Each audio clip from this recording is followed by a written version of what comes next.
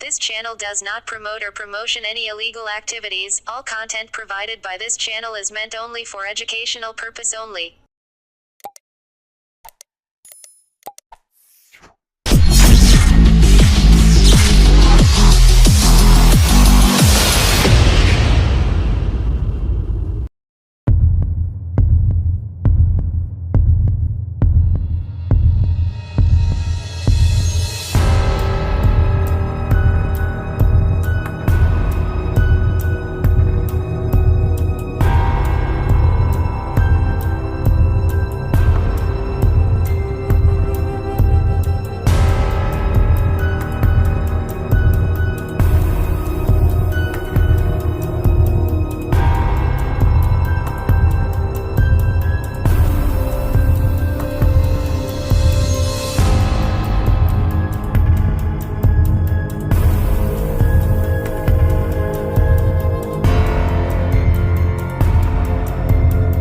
স্বাধীনতা দিবসের প্রাক্কালেই আবারও হুগলিতে মর্মান্তিক পথ দুর্ঘটনা।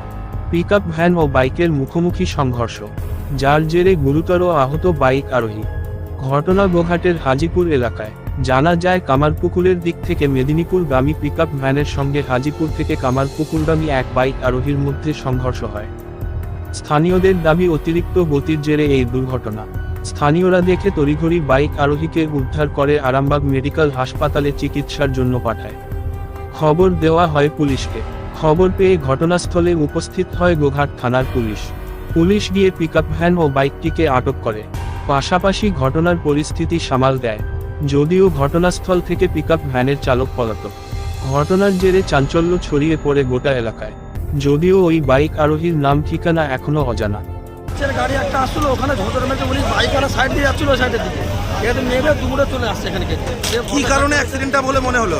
কি কারণে গাড়ি বা মাছওয়ালা গাড়িওয়ালার দোষ, পিকআপ গাড়ি গতি ছিল? হ্যাঁ, প্রচণ্ড গতি ছিল গাড়ি। মাছের গাড়িটা কোন দিক থেকে কোন দিকে যাচ্ছিল? আরামবাগ কামারপুকুরের দিক থেকে হাজিপুরের দিকে যাচ্ছে। আহত হচ্ছে মোটরসাইকেল আরোহী। হ্যাঁ, তার নাম ঠিকানা কিছু জানা গেছে? কিছু জানা যায়নি এখন। আর গাড়ি ড্রাইভার? গাড়ি ড্রাইভার নেমে পালাতো, সে ছুটে পালিয়ে গেছে। কোথাকার গাড়ি বলে কিছু জানা গেছে? না, কোথাকার গাড়ি কিছু জানা যায়। এটা কোন জায়গা? এটা হাজিপুর কারগলা খালিবাড়ি। গাড়িতে অ্যাক্সিডেন্ট হয়েছে। কিসের সঙ্গে কিসে? মাছের গাড়ির সাথে মোটরসাইকেল। মোটরসাইকেলটা একজনই ছিল, চালক একজনই। তাকে হসপিটালে নিয়ে যাওয়া হয়েছে? গেল পুলিশ এসে, পুলিশের তৎপরতায়, স্থানীয় বাসিন্দাদের সহযোগিতায়। এটা কোন জায়গা? এখানটা ক্যানেলপুর। আপনি স্থানীয়? না, আমি রাস্তায় যাচ্ছিলাম।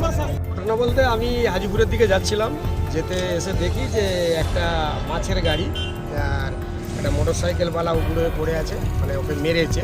ও যাচ্ছিল কামারপুকুরের দিকে, আর মাছের গাড়িটা যাচ্ছিল আপনার হাজিপুরের দিকে। এবারে ঘটনাটা প্রত্যক্ষদর্শী আমি নই, কিন্তু এসে দেখলাম সেই মুহূর্তে কেউ ছিল না। জল টল দিয়ে রুগীটাকে কোনোরকম আমি হসপিটালে পাঠানোর ব্যবস্থা করি।